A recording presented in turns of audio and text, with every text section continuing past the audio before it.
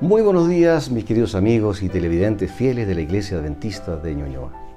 Como cada sábado, una alegría reunirnos con ustedes a través de las pantallas de nuestro canal, en donde semana a semana buscamos entregar a ustedes un mensaje de esperanza y de amor fraternal a través de interesantes e inspiradores temas y también mediante la música inspiradora para nuestros corazones. Oremos para pedir la presencia de nuestro Dios en este culto. Oremos.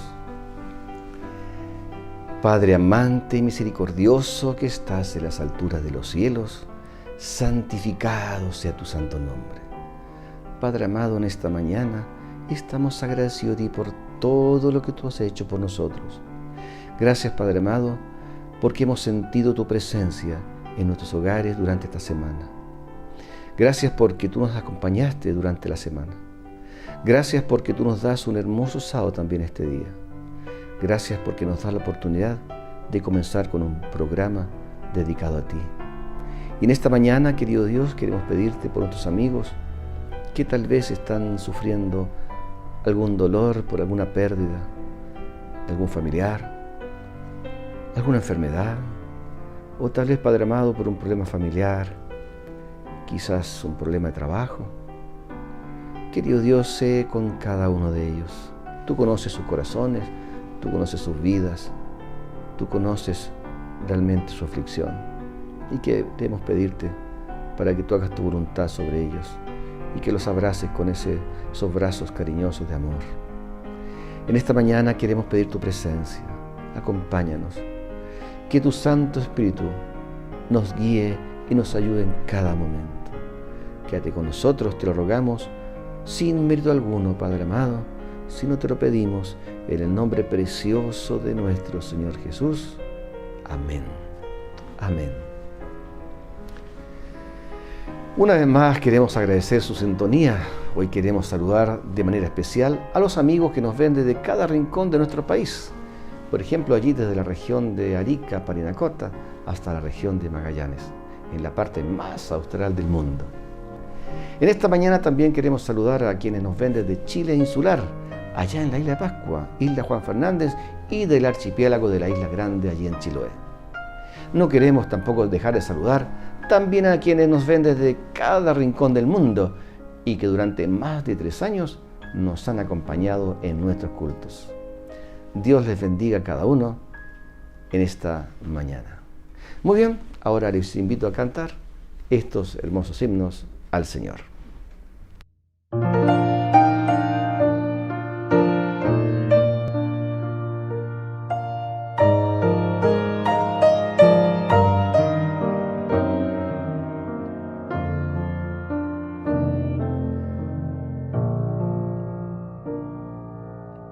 ¿Cómo podré estar triste,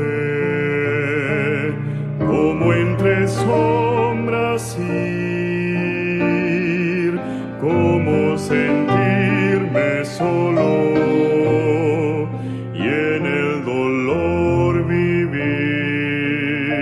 Si Cristo es mi consuelo, mi amigo siempre fiel, si aún las aves tienen seguro asilo en él, si aún las aves tienen seguro asilo en él. Feliz cantando alegre, yo vivo siempre aquí. Si Él cuida de las aves, cuidará también de mí. Nunca te desalientes, oigo al Señor decir, y en su palabra fiado hago al dolor huir. A Cristo paso a paso yo sigo sin cesar, y todas sus bondades me da sin limitar, y todas sus bondades me da sin limitar. Feliz cantando alegre, yo vivo siempre aquí. Si Él cuida de las aves, cuidará también de mí.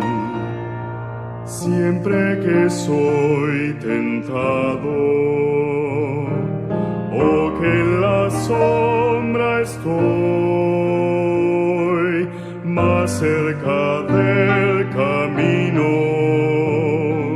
y protegido voy. Si en mí la fe desmaya y caigo en la ansiedad,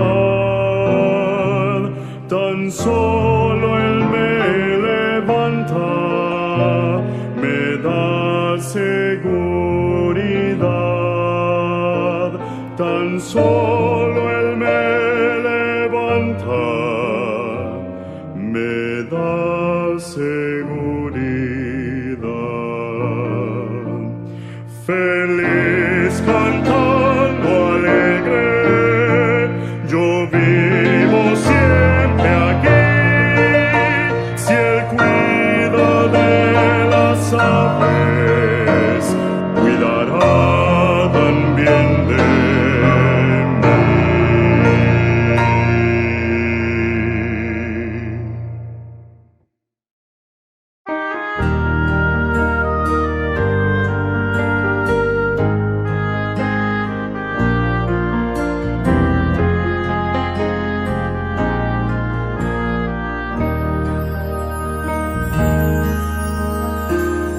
Has corrido tras un arco iris y ahora muy cansado estás. Toma todos esos sueños rotos y a los pies de Cristo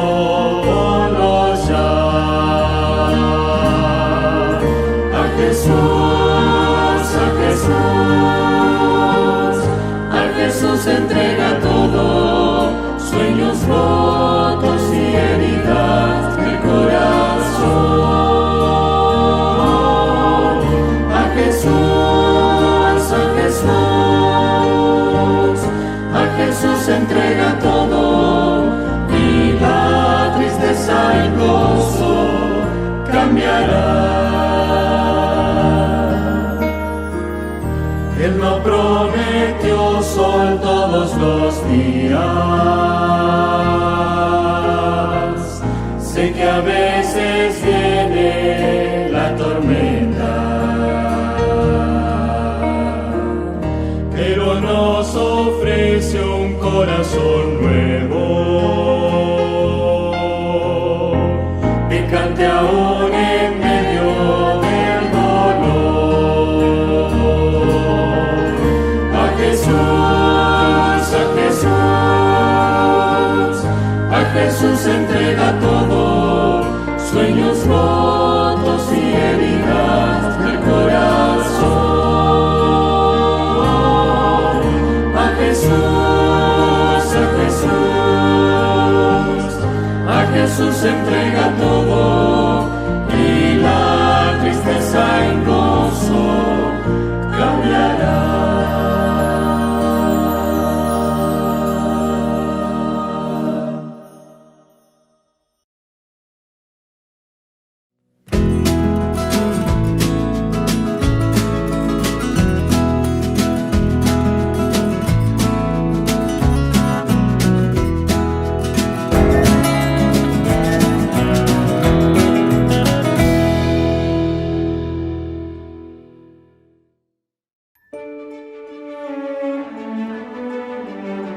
Cada año, un hombre sube en un avión con una maleta llena de provisiones y un corazón lleno de propósito.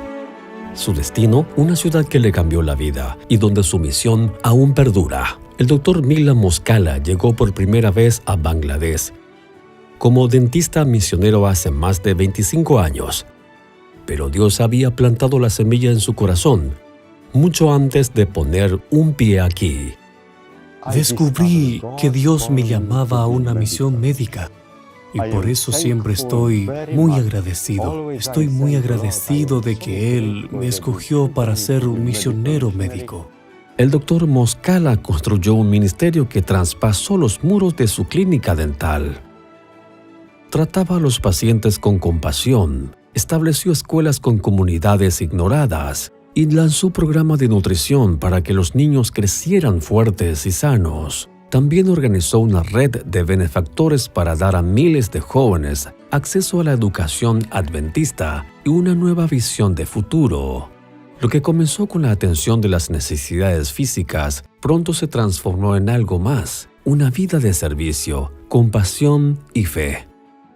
Aunque está jubilado hace 10 años, el Dr. Moskala regresa a Bangladesh cada año a reconectarse, apoyar y seguir construyendo sobre la misión que comenzó hace años atrás. Sigue asesorando a líderes locales, visita a estudiantes y va por los vecindarios orando por las familias, animando a los enfermos y compartiendo esperanza casa por casa. Para él, jubilarse es solo tener más tiempo para servir. Estoy tan agradecido de que todavía hoy puedo servir a Dios. Aunque estoy jubilado, Él me guía día tras día.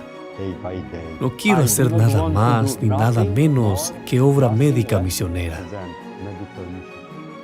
Gracias por su ofrenda misioneras. Misioneros como el Dr. Moskala puede servir en lugares donde más se lo necesita. Gracias por dar. Su apoyo hace posible historias como esta en Bangladesh y en todo el mundo. Estoy muy agradecido porque Dios me escogió y me llamó a ser un misionero.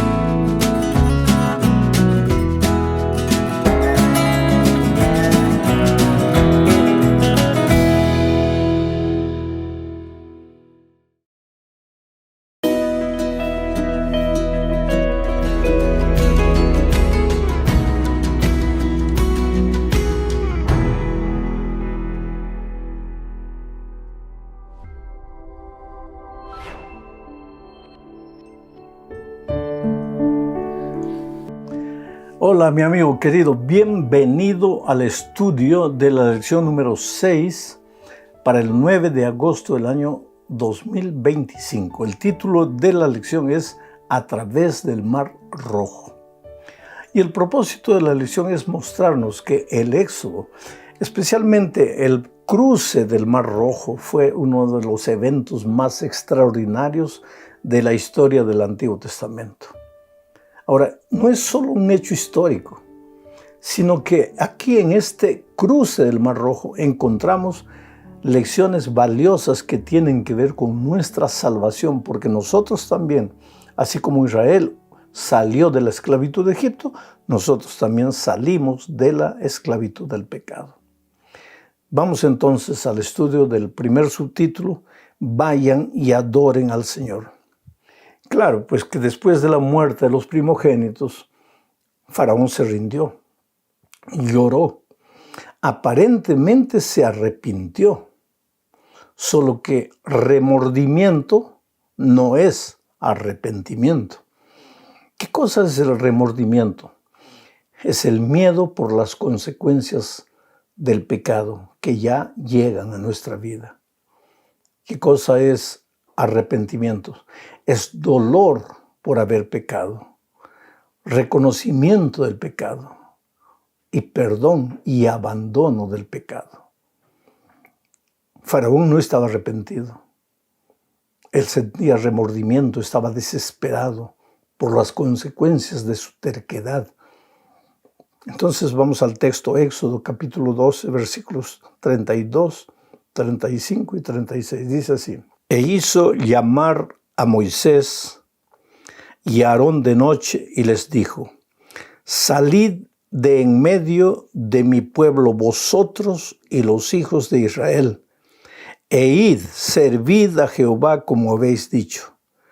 Tomad vuestras ovejas y vuestras vacas como habéis dicho, e idos, y bendecidme también a mí. Y los egipcios apremiaban al pueblo, dándose prisa a echarlos de la tierra, porque decían: todos somos muertos.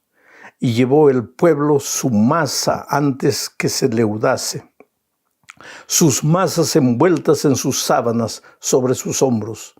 E hicieron los hijos de Israel conforme al mandamiento de Moisés, pidiendo de los egipcios alhajas de plata y de oro y vestidos. Y Jehová dio gracia al pueblo delante de los egipcios y les dieron cuanto pedían. Así despojaron a los egipcios. Varias ideas que tenemos que mencionar al leer este texto. En primer lugar, Faraón, finalmente rendido al ver las consecuencias de su actitud, le dijo a Moisés y a Aarón, su hermano, y a medianoche, pero ya no podía esperar que llegase el día siguiente. Esa misma noche, cuando vio los primogénitos muriendo, el pueblo llorando, desesperado, clamando, mandó llamar a Moisés y a Aarón y dijo: llévense a su pueblo, vayan, sirvan a Dios, como me dijiste allá en el desierto, llévense. Pero por favor, bendíganme a mí también. Interesante que hasta un rey pagano, un rey terco y desobediente, al ver la grandiosidad de los hechos de Dios, pide bendición. Esto es interesante porque una vez yo estuve visitando una favela en Río de Janeiro, una favela peligrosísima, a donde solo podríamos entrar acompañado de los propios delincuentes, de los propios traficantes. Entonces llegamos al pie de la favela, estábamos esperando ahí cuando llegaron los delincuentes, todos armados, con fusiles en las manos, revólveres. Y entonces uno de ellos dice: ¿quién es el pastor gringo? Aquí en Brasil a los extranjeros nos dicen gringos. ¿Quién es el pastor gringo? Yo levanté la mano. Me dice: sal, te vamos a llevar hasta la iglesia. La iglesia estaba allá arriba en la cumbre de la favela. Y nos llevaron. Y prediqué y nos trajeron de vuelta hasta el carro. Pero antes de entrar al carro, ya para despedirme, él me extendió la mano y me dijo: pastor, deme su bendición, por favor. Un pagano que no conoce a Jesús, que derrama sangre, que vive del tráfico, me estaba pidiendo la bendición. Y este incidente de Faraón me recuerda. Él manda llamar a Moisés y Aarón y les dice, llévense al pueblo, ya me rindo, me entrego, llévense al pueblo, pero déjenme un poquito de bendición. Ahora, yo creo que Dios bendice inclusive a los paganos que en algún momento, en un vislumbre, ven la gloria de Dios y esperan bendición. Solo que la bendición pues les dura poco, porque ese vislumbre les dura poco. Pero Dios es bueno y Dios ama a sus hijos. ¿Tú crees que Dios no amaba a Faraón? ¿Tú crees que Dios quería la muerte de Faraón? No, querido. Faraón era un ser humano y Cristo, cuando vino a morir en la cruz del Calvario, también vino a morir por Faraón. Solo que Faraón endureció su corazón, no se rindió. Tuvo miedo de las consecuencias, pero no se entregó de verdad al Dios Todopoderoso. Bueno, vamos ahora. Hay otra cosa más que tengo que hablar en esta parte. Es que el pueblo de Israel llevó masa lista en sábanas, cargando. ¿Para qué? Para que, pues, ¿qué iban a comer en el desierto? Estaban yendo al desierto. Allá no había nada que comprar, no había nada para comer. Entonces llevaron masa pronta. Esto nos enseña una lección. Nunca debemos iniciar un camino sin alguna provisión. No es solo pan, provisión en todo sentido. Provisión en todo sentido. Recuérdate que la ropa con que ellos salieron fue la ropa que les duró 40 años en el desierto, lógicamente bendecido por Dios. Y otra cosa más, Dios les dijo, antes de salir visiten las casas de los egipcios y pídanles joyas, dinero, plata, vestidos. De cierta manera, no era una injusticia, no es que ellos ahora que estaban encima de la situación iban a abusar de los egipcios, sino que durante años habían sido abusados por los egipcios. En realidad, todo esto que ellos llevaron era el sueldo que no se les había pagado. El sueldo, ellos habían sido explotados laboralmente. Y ahora los egipcios reconocían todo eso y les daban el dinero. Y les daban joyas y platas y vestidos, y con todo eso el pueblo de Israel partió rumbo a la libertad. Vamos a la segunda parte, la consagración del primogénito. Aquí vamos a ver que la salvación es por la fe, pero una vez que has sido salvo por la fe, tienen que haber obras en tu vida. Leo Éxodo 13, 11, 12 y 14, dice así. Y cuando Jehová te haya metido en la tierra del cananeo, como te ha jurado a ti y a tus padres, y cuando te la hubiere dado. Mira, antes de leer el versículo 12, quiero pensar en este pensamiento. Cuando Jehová te haya metido en la tierra de cananeo, ¿quién iba a llevar al pueblo a la tierra de Canaán? Jehová. No era el pueblo, no por sus fuerzas, no por su ejército, era Jehová que los iba a llevar. En segundo lugar dice, como te ha jurado a ti y a tus padres, cuando te la hubiere dado, cuando te hubiere dado la tierra. O sea, 2 veces se repite el pensamiento. Tú vas a entrar a la tierra, pero porque Jehová te lleva y porque Jehová te da la tierra, no es tuyo. O sea, la tierra de la salvación, la tierra de la libertad, es porque Jehová te conduce, es porque Jehová te lleva, no es porque tú has hecho algo para merecer la salvación. Versículo 12. Dedicarás a Jehová todo aquel que abriere matriz, y asimismo todo primer nacido de tus animales, los machos, serán de Jehová. Aquí viene el segundo pensamiento. Ahora tú, en gratitud a Dios por la salvación, porque Él te lleva a la tierra de la salvación, porque Él te entrega la salvación, en gratitud vas a dedicar tu primer hijo a Dios. Obra. La obra tiene lugar en la vida del cristiano como una expresión de gratitud y de obediencia, no como pago por la salvación, porque la salvación es por gracia, no pagas, no mereces, no es por merecimiento.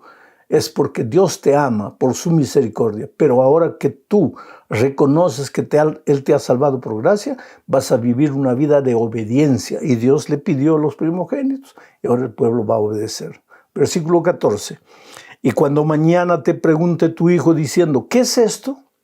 Le dirás, Jehová nos sacó con mano fuerte de Egipto, de casa de servidumbre. Es decir, cuando los hijos más adelante preguntan, ¿por qué me estás dedicando a mí, el primer hijo, a Dios? Entonces tú le vas a responder, porque el Señor nos ha librado de Egipto con mano fuerte. Nosotros no salimos de la tierra de la esclavitud por nuestras fuerzas, salimos por su gracia, pero ahora tú eres una ofrenda de sacrificio a Dios. Vas a vivir para Dios, dedicado a Dios. Las obras tienen lugar en la vida cristiana después que reconoces que la salvación es únicamente por la gracia. Vamos a la tercera parte de este estudio. El cruce del Mar Rojo. Leo Éxodo 13, 20 al 22. Y partieron de Sucot y acamparon en Etam, a la entrada del desierto. Y Jehová iba delante de ellos de día en una columna de nube para guiarlos por el camino, y de noche en una columna de fuego para alumbrarles, a fin de que anduviesen de día y de noche. Nunca se apartó de delante del pueblo la columna de nube de día, ni de noche la columna de fuego. Interesante este pensamiento. Porque la tendencia humana es que cuando tú entras al desierto de las imposibilidades, de las dificultades, desierto es tierra de hambre, es tierra de culebras, es tierra de arañas venenosas, desierto es tierra de muerte. Pero para llegar a los pastos verdes y a las aguas tranquilas, tienes que pasar por el valle de la sombra y la muerte. Y la tendencia humana es sentirte solo. Dios me abandonó. Y para que el pueblo de Dios no tuviera esa sensación de que estaba abandonado, Dios apareció para ellos en forma de una columna de nube de día para protegerlos del sol. Así podrían caminar en el desierto bajo el sol abrasador, pero protegidos por la nube. Y de noche, para que continuasen caminando, porque el ejército de Egipto iba a venir atrás de ellos, Dios apareció en la forma de una columna de fuego para calentarlos, porque así como de día hace mucho calor en el desierto, de noche hace un frío terrible. Pero ahora había una columna de fuego calentándolos y alumbrándoles el camino. Mira cómo Dios protege. Oh querido, no tengas miedo de partir hacia el desierto en esta vida. Muchas veces profesionalmente tienes que ir al desierto.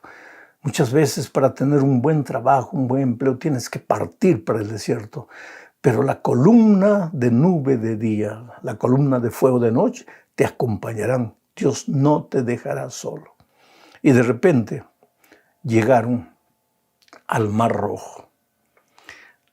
Del lado izquierdo una montaña no se podía subir. Del lado derecho otra montaña no se podía subir. Al frente un mar profundo no se podía pasar. Y atrás el ejército egipcio, porque Faraón se había arrepentido de haber dejado salir al pueblo y agarró su ejército y vino atrás. Y ahora aquí, frente al mar, encajonado entre montañas, entre el mar y entre el ejército enemigo, un pueblo de pastores, de constructores, incapaces de se defender. Ahí entra la mano poderosa de Dios. Mira lo que dice Éxodo 14, 13 al 16. Y Moisés dijo al pueblo, no temáis, estad firmes y ved la salvación que Jehová hará hoy con vosotros. Porque los egipcios que hoy habéis visto, nunca más para siempre los veréis. Jehová peleará por vosotros, y vosotros estaréis tranquilos. Entonces Jehová dijo a Moisés, ¿por qué clamas a mí? Di a los hijos de Israel que marchen, y tú alza tu vara, y extiende tu mano sobre el mar, y divídelo, y entren los hijos de Israel por en medio del mar en seco. 4 ideas en este texto. Primero, no teman. Delante de las dificultades, delante del mar rojo que encuentres en tu vida, querido amigo, no temas. Porque el miedo te ciega los ojos. El miedo te impide ver las soluciones. Yo no niego que haya problemas en tu vida, pero hay solución para tu problema. Israel, desde el punto de vista humano, no veía salida, estaba encajonado. Tú tal vez en este momento, desde el punto de vista humano, no ves salida para tu situación, estás encajonado. Pero sigue el primer consejo, no temas, porque si temes, tu propio temor te va a hundir, te va a llevar al fracaso, te va a enterrar. En segundo lugar, mantente tranquilo. Es el mismo consejo, de otra manera. Calma. Respira hondo. No mires al problema, mira a Dios. Levanta tus ojos a Dios. El problema es grande, pero levanta tus ojos y ve que tu Dios es más grande. No temas, mantente tranquilo. En tercer lugar, la salvación es de Dios y Él te la dará hoy. La salida para tu problema viene de Dios y te la dará hoy o te la dará esta semana, recuérdate. Pero no temas, mantente tranquilo. Finalmente, Dios peleará por ti. Lo que tú no puedes hacer, Dios lo va a hacer por ti. Pero lo que tú puedes hacer, Dios no lo va a hacer por ti. Si tienes que tocar una puerta, Dios no va a tocar la puerta, tú tienes que tocarla. Pero Dios va a tocar el corazón de Él. Si tú tienes que pedir empleo, Dios no va a pedir empleo, tú tienes que pedirlo. Pero Dios va a trabajar en el corazón del gerente para que te dé el empleo. Ve con fe, camina con fe. Dios le dijo a Moisés, levanta la vara. Él podría haber pensado, pues Señor, estás loco. ¿Para qué voy a levantar la mano aquí, la vara? El mar es el mar. ¿Para qué voy a levantar la vara? Levanta la vara.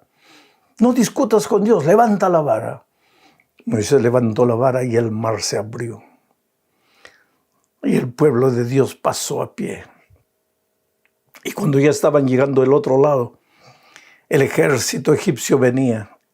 Y viendo el mar abierto entró también.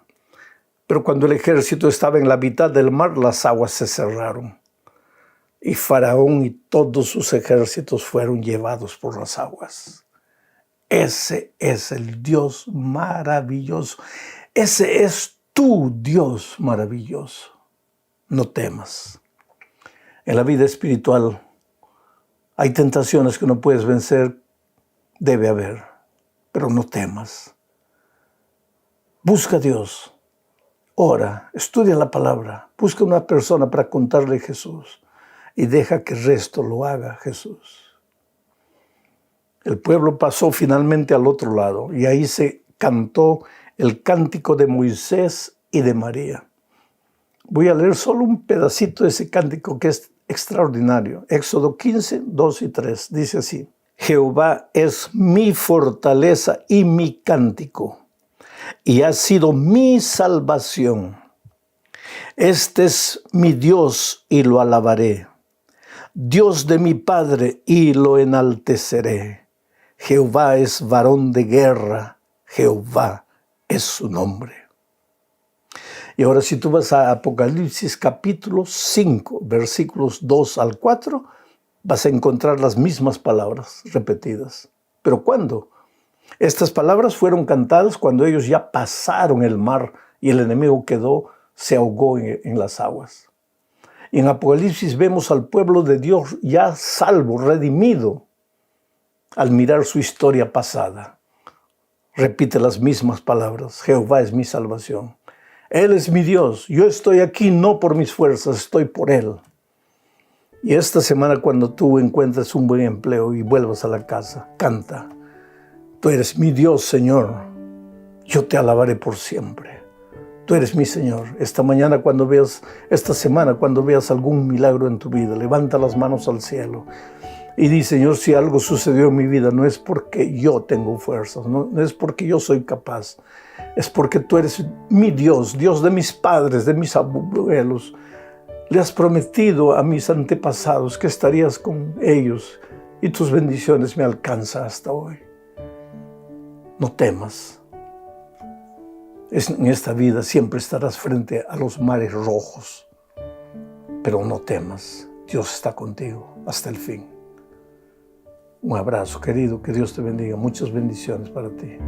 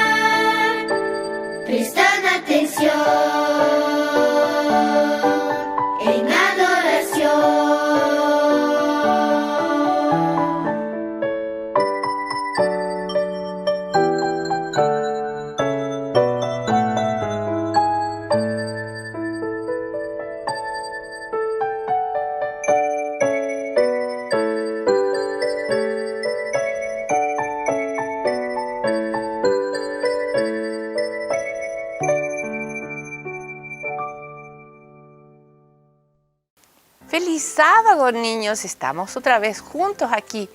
¿Para qué? Para dar gracias a Dios, para adorarlo, para reconocerlo como ¿quién? Como nuestro Dios, como nuestro Creador, como nuestro sustentador. Por supuesto, somos felices siendo hijos de Dios. Y Dios se comunica a través de muchas formas con nosotros. Hemos estado repasando las distintas formas como Dios se comunica con nosotros. ¿Y saben ustedes que Él también usa a las personas para comunicarse con nosotros? Veamos qué dice Amós 3:7. Nos dice: porque no hará nada Jehová el Señor sin que revele su secreto a sus siervos los profetas. Entonces Dios utiliza personas también para que sepamos lo que Él quiere. Por supuesto. A ver, si nos comenzamos a acordar, ¿de qué profetas se acuerdan ustedes? Bueno, la Biblia nos menciona a Enoc como uno de los primeros profetas, ¿no es cierto? Que él decía lo que había que hacer. Porque profeta, ¿qué significa? Profeta dice es hablar en nombre de. Entonces, los profetas hablaban en nombre de ¿quién? En nombre de Dios, porque Dios les decía, transmiten esto, ¿no es cierto? Informa esto. Nosotros también hemos estudiado en la Biblia de un jovencito, de un niñito, desde chiquitito comenzó a escuchar la voz de Dios. ¿Cómo se llamaba él? Samuel. Pero la Biblia nos habla de muchos otros profetas. A ver, ¿qué otro profeta más se recuerdan ustedes? Bueno, uno que también estuvo muy cerca de él, que cuando él estaba muchas horas al lado de la presencia de Dios y llegaba al pueblo de Israel, ¿qué pasaba? Tenían que cubrirse, ¿no es cierto? Él tenía que cubrirse porque dice que su resplandor era muy impresionante. Moisés también es considerado un profeta de Dios. Y existen también Daniel, y existen otros profetas aquí en la Biblia, ¿no es cierto?, que también fueron importantes. Amós, Abdías, Jonás, Miqueas, ¿no es cierto?, Nahum, Habacuc, Sofonías, Ageo, Zacarías, y sabemos, Malaquías, ¿no es cierto?, sabemos que ellos fueron profetas que dejaron escrita en la palabra de Dios lo que Dios quiere de nosotros. Niños, creo que tenemos que comenzar a entender que cuando Dios nos habla, pueden venir personas o ya estar escrito en la Biblia qué es lo que Él quiere de nuestras vidas. Creo que tenemos que comenzar también a reflexionar que es importante que cuando escuchamos estas advertencias de los profetas, ¿son para qué? Para nuestro bien, son para ser resguardados y protegidos, porque Dios siempre quiere lo mejor para cada uno de nosotros. En todos los tiempos, Dios ha usado profetas. ¿Para qué? Para advertir a las personas qué es lo que está sucediendo o qué es lo que va a venir, ¿no es cierto? Entonces, tomemos conciencia que cuando estudiamos la Biblia, escuchamos las historias o las recomendaciones de los profetas, es porque también Dios nos está hablando a nosotros a través de ellos. ¿Les parece si oramos para dar gracias a Dios porque Él envía profetas para ayudarnos y envió profetas, ¿no es cierto?, para dejar escrito cuál es su voluntad? Oremos, niños. Padre eterno, te damos gracias porque tú eres misericordioso. Nos das este lindo sábado. Nos enseñas que siempre estás atento y quieres comunicarte con nosotros, porque dejaste los profetas que hablaran en tu nombre y está escrito en tu palabra lo que tú quieres para cada uno de nosotros. Ayúdanos a estudiarla y ayúdanos a entenderlo. Te pedimos esto humildemente en el nombre de Jesús. Amén. Estudiemos. Chao. Creó los cielos y la tierra el primer día. A las tinieblas llamó noche, a la luz día. Demos gracias al Señor, tú y yo, en unión. Cantémosle al Señor, tú y yo, en unión. Cantémosle al Señor. Dios llamó cielo al firmamento, fue la tarde y la mañana el día segundo. Las aguas separó el día segundo. Demos gracias al Señor, tú y yo, en unión. Cantémosle al Señor, tú y yo, en unión. Cantémosle al Señor. Dijo Dios, produzca la tierra árboles y hierba el tercer día, y también creó las flores aquel día. Demos gracias al Señor, tú y yo, en unión. Cantémosle al Señor, tú y yo, en unión. Cantémosle al Señor.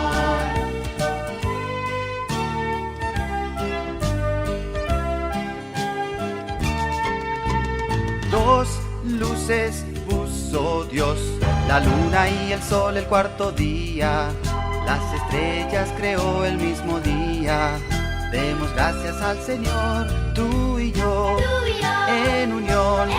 Cantémosle al Señor, tú y yo, en unión.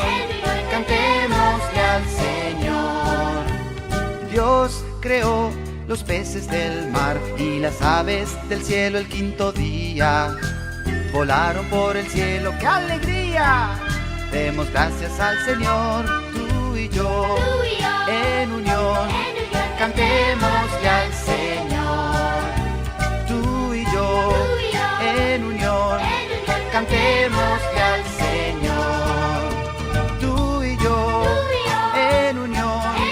Cantémosle al Señor, tú y yo, en unión. Cantémosle al Señor. Dios los animales creó y al hombre del polvo el sexto día. También a la mujer hizo aquel día. Demos gracias al Señor, tú y yo, en unión.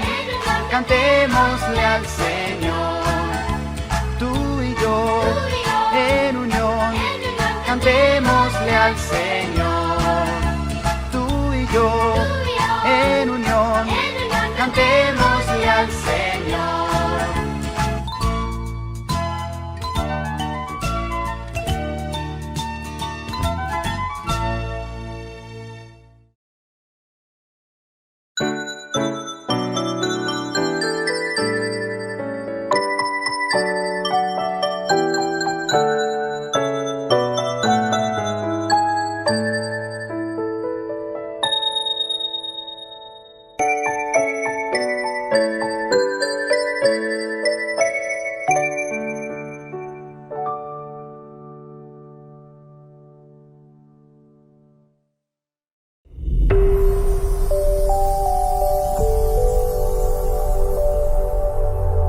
Bienvenido, bienvenida. Hoy hablaremos acerca de dioses extraños, que son más comunes de los que nos imaginamos.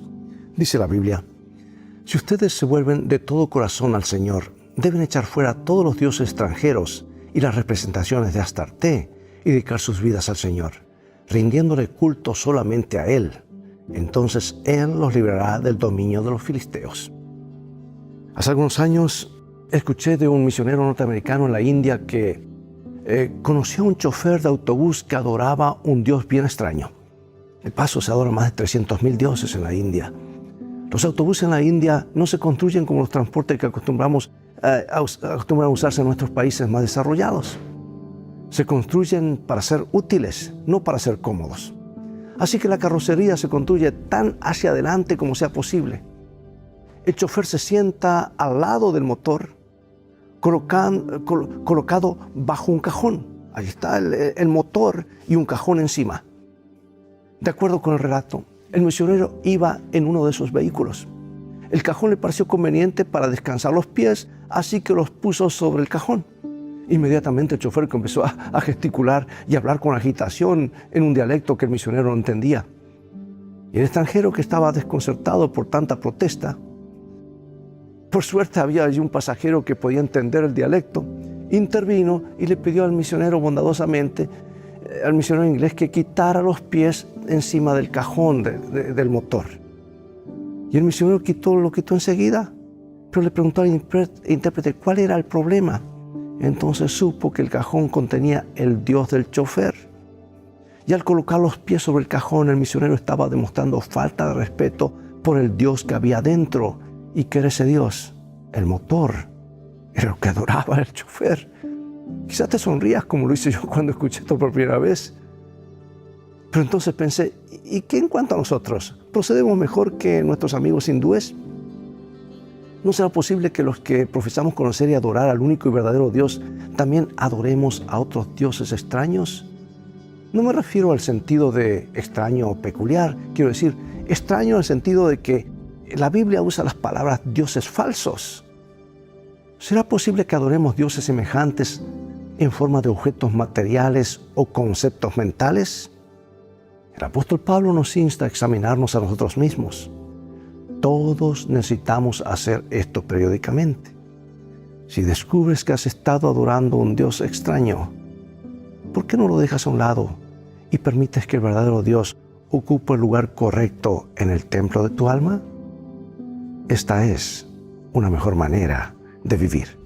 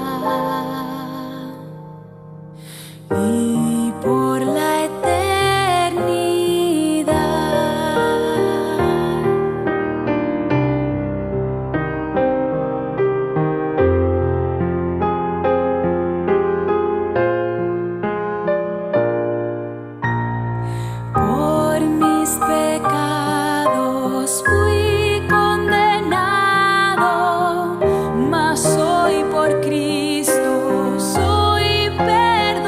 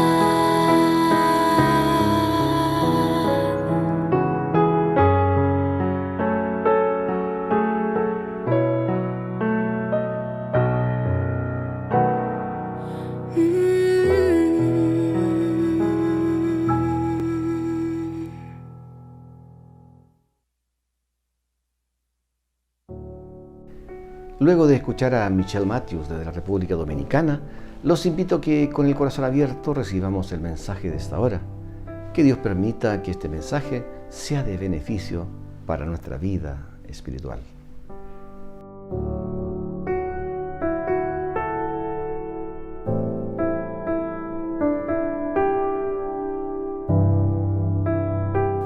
¿Qué tal? Un grato saludo a cada uno de ustedes, amigos, hermanos que nos están acompañando a través de las pantallas. Es un placer para mí poder el día de hoy, a través de este medio, compartir con ustedes algunas promesas, algunos mensajes que encontramos en la palabra de Dios para nuestro gozo, para nuestra alegría, ¿no? Y sobre todo para nuestra salvación. Les voy a compartir en primer lugar una porción del libro de Apocalipsis que contiene una promesa muy bonita, hecha, si bien es cierto, a una iglesia que estaba en la antigüedad en Asia, ¿no? Cerca del siglo I, pero que se extiende a través de todos los siglos hasta nosotros. Apocalipsis 3, el versículo número 21, dice así: al que venciere, le daré que se siente conmigo en mi trono, así como yo he vencido y me he sentado con mi Padre en su trono. Es interesante. Quien dice estas palabras es nuestro Señor Jesús, quien está ya en el cielo cuando revela al profeta Juan estas palabras. La promesa incluye una condición, ¿no? Dice: al que venciere le daré que se siente en mi trono. ¿Qué hay que vencer? Esa es la primera pregunta que nos hacemos si queremos nosotros tener acceso a esa bendición, a esa promesa de vida eterna. Naturalmente, cuando nosotros hablamos de vencer algo, ¿no? De superar un desafío, es porque hay precisamente un desafío, es porque hay un problema, hay algo que nosotros debemos solventar. Aunque nuestro Señor Jesús ha hecho casi todo el trabajo, se podría decir, para abrirnos las puertas del cielo, aquí en Apocalipsis 3, Jesús nos presenta a nosotros un problema, que no es suyo, ¿no? Sino que nuestro. Un poquito más atrás, en el versículo 14, Jesús se presenta a la iglesia de la Odisea y dice: escribe al ángel en la iglesia de la Odisea, he aquí el amén, el testigo fiel y verdadero, el principio de la creación de Dios, dice esto: yo conozco tus obras, que ni eres frío ni caliente. Ojalá fuese frío o caliente, por cuanto eres tibio y no frío ni caliente, te vomitaré de mi boca, dice Jesús. Ahora bien, esto parece ser una especie de diagnóstico un poco pesimista, ¿no? Hacia la iglesia de la Odisea y hacia cualquiera de nosotros. En realidad, ninguno de nosotros quisiera aplicarse por voluntad propia estas palabras. No obstante, no podemos eludir el mensaje. Ahora bien, Jesús, si llega al punto de hacer un diagnóstico tan terrible, ¿no? a un grupo de sus hijos, nunca va a dejar sin respuesta la mayor interrogante de todas: ¿y cómo solucionamos el problema? Dice el versículo 17: porque tú dices, sigue profundizando, yo soy rico y me he enriquecido y de ninguna cosa tengo necesidad, y no sabes que tú eres un desventurado, miserable, pobre, ciego y desnudo. Jesús ahonda ya en el significado ahora de este simbolismo que él desarrolla con la tibieza, ¿no? ¿Qué significa ser tibio? Jesús nos dice: es creerse rico y ser pobre. Es creer que estamos vestidos, pero en realidad estar desnudos. Es una especie de estado de ceguera, ¿no? En el que nosotros creemos que estamos en una condición favorable, cuando la verdad de las cosas es que estamos en una condición, por el contrario, desfavorable. Por tanto, dice el versículo 18, y aquí está la solución que plantea Jesús: yo te aconsejo que de mí compres oro refinado en fuego para que seas rico y vestiduras blancas para vestirte. Hay una serie de símbolos más, aparte del oro, las vestiduras, se menciona aceite. No tenemos tiempo, ¿no?, para abordar con la suficiente claridad cada uno de estos símbolos, por lo tanto el día de hoy vamos a detenernos solo en uno: las vestiduras. Y por su contraparte, el problema de la desnudez. En la Escritura, ya llegados a Apocalipsis, no aparece por primera vez, ¿no?, sino que las vestiduras son un símbolo, una idea, que están desde el principio de las Escrituras, ¿no?, desde el mismo libro de Génesis, y se van desarrollando a través de todos los libros de la Biblia. Vamos a citar algunos pasajes, ¿no?, para comprender qué quiere decir Jesús. En primer lugar, al decir que estamos desnudos. Ese es el gran problema de la Odisea. Y en segundo lugar, ¿qué quiere decirnos Jesús cuando nos dice compra de mi vestidura? No es que literalmente vamos a encargar del cielo unas vestiduras. Es un símbolo que quiere hacernos notar una profunda necesidad que tenemos como seres humanos. Acompáñenme a Génesis. En el libro de Génesis, el capítulo 2 y el versículo 7, el versículo 16 y 17, Dios, después de poner a Adán en el huerto del Edén, le da una orden, ¿no? Mandó Jehová al hombre diciendo, de todo árbol del huerto podrás comer, mas del árbol de la ciencia del bien y del mal no comerás, porque el día que de él comieres ciertamente morirás. Pero quienes estamos familiarizados con el relato conocemos la historia, ¿no? En el capítulo 3 nos encontramos con que aparece una serpiente, ¿no?, un enemigo de luego toda la humanidad, para presentar una idea distinta, ¿no? La idea de que comiendo del árbol no íbamos a morir, ¿no?, sino que todo lo contrario, accederíamos a un plano de conocimiento mayor, conoceríamos lo bueno y lo malo, seríamos como Dios, dijo la serpiente. Y con estas palabras, dichas a Eva, sedujo a la mujer. Y en el versículo 3, el capítulo 6, dice el texto, y vio la mujer que el árbol era bueno para comer, y que era agradable a los ojos y árbol codiciable para alcanzar la sabiduría. Tomó de su fruto y comió. Dio también a su marido, el cual comió así como ella. En este contexto, en el mismo contexto de la caída, del primer pecado del ser humano, es donde aparece uno de nuestros conceptos, ¿no?, la desnudez. Dice el versículo 7, entonces fueron abiertos los ojos de ambos y conocieron que estaban desnudos.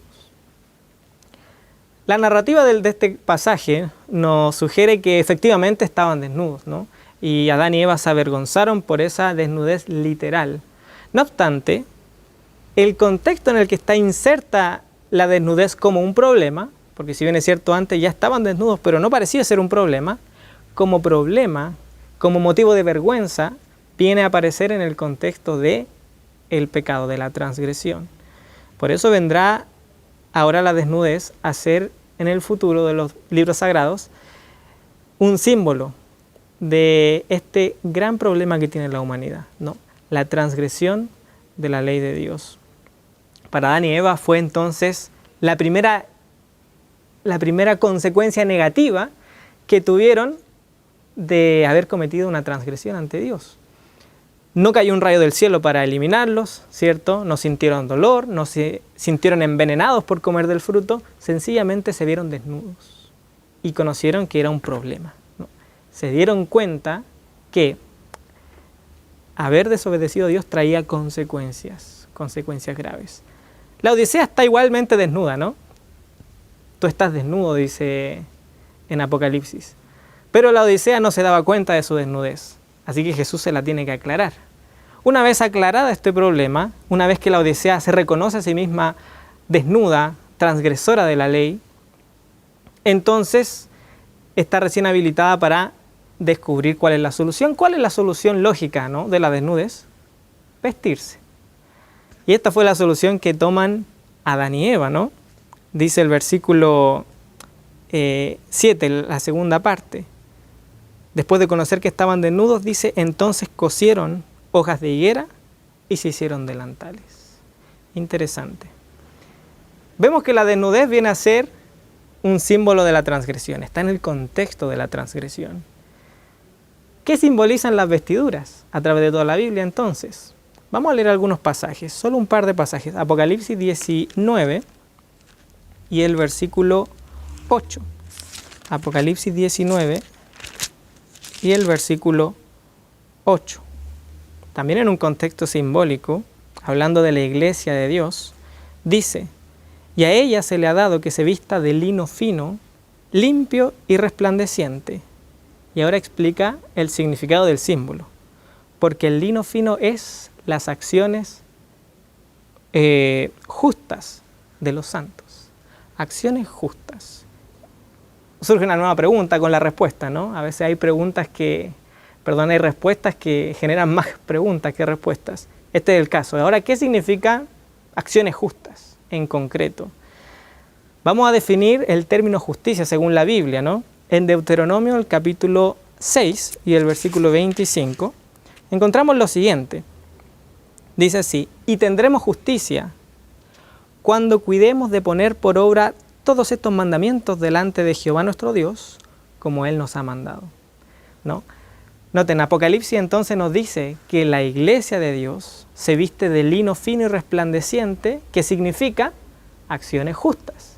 Y el libro de Deuteronomio ya nos venía definiendo la justicia como la obediencia a los mandamientos de Dios. Por lo tanto, tenemos en realidad un símbolo que es totalmente coherente con la idea de la desnudez y la transgresión.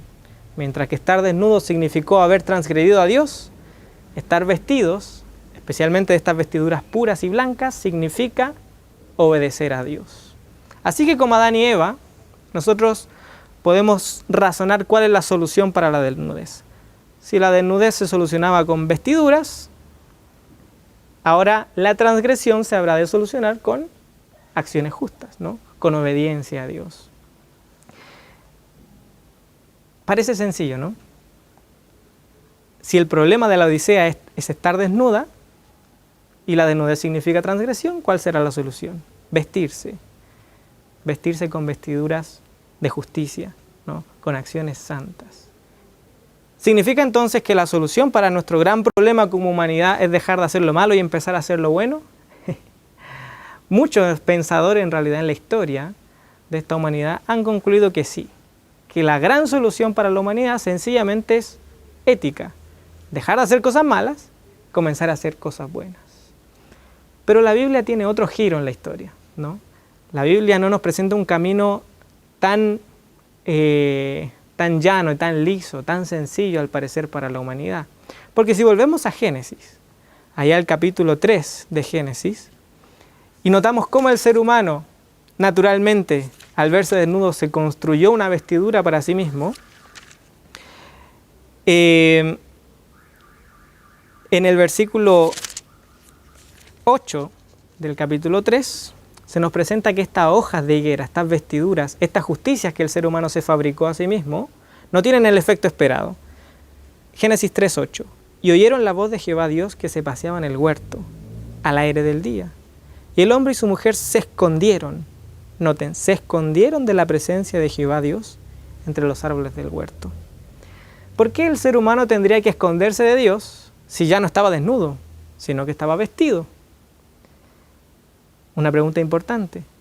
¿Por qué Adán y Eva, cuando ven a Dios que viene a encontrarse con ellos, no se sintieron confiados y dijeron, bueno, estuvimos desnudos, pero ya nos hemos vestido? Seguramente estas vestiduras que se hicieron Adán y Eva no eran cualquier cosa, ¿no? Eran personas recién salidas de las manos del Creador. Debiesen haber tenido habilidades manuales, un intelecto importante. De modo que imagino yo que estas hojas de higuera no eran, como a veces se nos muestra en ilustraciones, ¿no? Un par de hojas adheridas al cuerpo, ¿no? Con alguna especie de adhesivo. Deben haber sido vestiduras preciosas, hermosas, obras de arte del ingenio de esta humanidad perfecta. Pero aún así, a pesar de lo bellas y quizás atrayentes vestiduras que portaban Adán y Eva, al encontrarse con Dios, tuvieron que ocultarse de la presencia de Dios. Qué interesante. ¿Significa que estas hojas simbolizan otra cosa? A lo mejor nos equivocamos en el símbolo, ¿no? No significaban justicias. No es tan así. Acompáñame al libro de Isaías para responder la gran interrogante que surge ahí en Génesis. Isaías, el capítulo 64.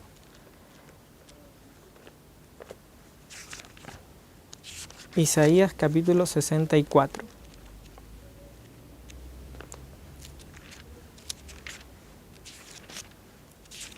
Si bien es cierto, las palabras que vamos a leer ahora no están hablando específicamente de Génesis, vamos a encontrar un lenguaje que sí lo rememora, ¿no? y hace que este texto se haga muy interesante en el contexto de lo que estamos estudiando. Génesis 64, vamos a leer desde el versículo 5. Saliste al encuentro, el profeta le habla a Dios. Saliste al encuentro del que con alegría hacía justicia, de los que se acordaban de ti en tus caminos. Imaginémonos en la posición de Adán y Eva, ¿no? Estando ahí en el jardín, personas que habían sido hechas rectas, según dice Eclesiastés, ¿no? Eran perfectos a la imagen y semejanza de Dios. Y Dios venía al encuentro de precisamente personas, como dice el texto, que hacían justicia, que hacían lo bueno, que se alegraban en andar en los caminos de Dios. El profeta está describiendo una situación muy similar a la que se dio en Génesis. Seres humanos que habían sido hechos a la imagen de Dios y un Dios que viene a encontrarse con estos seres humanos. Pero ¿con qué se encuentra este Dios? Final del versículo 5 dice, he aquí, tú te enojaste porque pecamos. En los pecados hemos perseverado por largo tiempo. ¿Podremos acaso ser salvos? Qué interesante pasaje, ¿no? Dios saliendo al encuentro de los justos, pero encontrándose con pecadores. Esto es lo que le pasó a Dios en Génesis, ¿no? Ahí en el jardín del Edén. Dios viniendo a encontrarse con personas hechas a su imagen y semejanza y se encuentra con pecadores. Y viene una pregunta muy, muy relevante. ¿Podremos acaso ser salvos? ¿Hay solución? Dice el versículo 6, si bien todos nosotros somos como suciedad. Y noten interesante esto. Y todas nuestras, ¿qué? Nuestras justicias como trapos de inmundicia. No había una equivocación en el símbolo cuando atribuimos a las hojas de higuera la idea de la justicia, ¿no? Porque Isaías bien dice que los seres humanos pecadores hacían justicias, hacían obras buenas. Israel en este caso estaba llevando ante Dios una vida de obras buenas.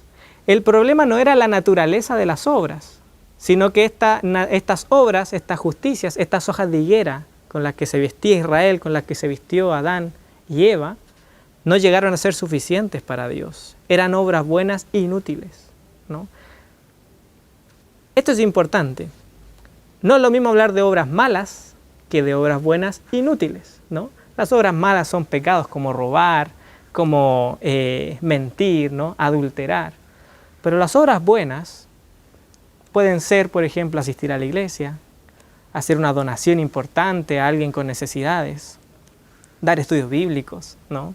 Hacer largas oraciones, profundas oraciones, predicar, ¿no? Pero aún estas obras buenas, que Isaías describe como justicias, dice la palabra, son trapos de inmundicia. Qué terrible. Y ahora podemos contestar la pregunta, ¿podremos acaso ser salvos? ¿Qué pasó con Adán y Eva? Estos hombres que habían cometido una transgresión se vieron desnudos y decidieron cubrir esa desnudez, esa desobediencia, esa pecaminosidad con obras buenas, pero obras que no alcanzaron. Se escondieron de la presencia de Dios. Dios los desamparó, Dios los condenó a pesar de que ellos habían hecho algún esfuerzo. La verdad es que no. Este Dios de amor que venía a encontrarse con sus hijos, a pesar de encontrarse con pecadores, no los juzgó.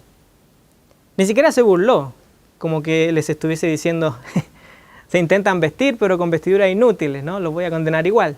No. Seguramente Dios los miró con compasión. Miró esas vestiduras de higuera, miró ese esfuerzo inútil de la humanidad por salvarse, por construirse el camino de salvación a través de actos, y les dijo, hijos míos, esas vestiduras de higuera no te sirven para cubrir tus transgresiones. Una vida de apariencias, una vida de buenos actos, de obras piadosas, de una gran reputación, no te sirve para estar ante mí. No obstante, no te voy a condenar, pero sí te voy a sacar esas hojas de higuera, esas obras inútiles que tú con tanto esfuerzo haces, y te voy a entregar una mejor. Génesis 3:21 dice, y Jehová Dios hizo al hombre y a su mujer túnicas de pieles y los vistió. El Dios de amor, cuando se encuentra con nosotros, seres pecadores, intentando por nuestros propios medios cubrir nuestras faltas, intentando por nuestros propios medios hacer obras buenas para acceder al cielo, nos dice, hijos míos, tus obras son trapos de inmundicia, son hojas de higuera que se van a secar con el tiempo, no te sirven, pero yo sí tengo una vestidura que te ha de servir. Y viene Dios y con sus manos construye una túnica de piel y viste al ser humano. En el libro de Isaías nos encontramos con este mismo mensaje. Acompáñenme a un último versículo en Isaías 61, versículo 10. Y dice así, en gran manera me gozaré en Jehová, mi alma se alegrará en mi Dios, porque me vistió con ¿qué cosa? Con vestiduras de salvación. Me rodeó de manto de justicia. ¿Cuál es la diferencia entre el manto de justicia, que es un trapo de inmundicia, y el manto de justicia que ahora viene a ser salvación? El artífice. Mientras que ese manto de justicia que es inmundo fue hecho por los seres humanos, el manto de justicia que sirve para salvación fue hecho por Dios. Las hojas de higuera las hacemos nosotros, y aunque sean obras buenas, inútiles. Pero las pieles las hace Dios, obras perfectas. Hay un detalle, un último detalle implícito ahí en Génesis. Para que Dios hiciera una túnica de piel, ¿qué tuvo que hacer? Matar un animal. Esto era un símbolo de algo que en el futuro Juan el Bautista nos dejaría clarísimo en el capítulo 1 del libro de Juan. Jesús se encuentra con Juan el Bautista y este último lo señala y le dice a los demás, he aquí el Cordero de Dios que quita el pecado del mundo. Fue este Jesús el que cuando viene a este mundo día tras día, haciendo buenas obras, obras santas y perfectas ante Dios, tejió esa túnica, ese manto de justicia, que sí sirve para salvar. Y cuando llegó a Getsemaní, pocos momentos antes de la cruz, Él decidió quitarse ese manto y entregarlo como un regalo a todos sus hijos. Había una consecuencia, ¿no? Quitarse el manto significó quedar, ¿qué cosa? Desnudo. Y en su desnudez tuvo que soportar la ira de Dios en la cruz. Pero por ese sacrificio, por ese hecho de que Jesús estuvo dispuesto a quitarse sus pieles y quedar desnudo ante Dios para soportar el castigo de la transgresión, nosotros hoy en día no necesitamos confiar en nuestras justicias, en nuestras vestiduras, en nuestras buenas obras, sino que sencillamente podemos recibir las obras de Jesús, su manto de justicia y acceder libremente al cielo. Ese es el regalo que Jesús te está haciendo hoy. Te invita una vez más a recibir su justicia, su sacrificio en la cruz, para que puedas entrar al cielo, ese bonito manto de justicia. Que Dios te bendiga, que puedas tener una linda semana y que estas palabras te puedan servir para valorar y amar a nuestro Señor Jesús. Agradecemos su sintonía en el culto de hoy, que el Señor nos bendiga y que podamos fortalecer siempre la fe en el Señor, que quien siempre está dispuesto a darnos lo mejor y a tendernos la mano cuando más lo necesitamos. Un saludo a cada uno de ustedes y nos volveremos a encontrar el próximo sábado a las 10 de la mañana en un nuevo culto de adoración. Jehová te bendiga y te guarde. Jehová haga resplandecer su rostro sobre ti y tenga de ti misericordia. Jehová alce sobre ti su rostro y ponga en ti paz.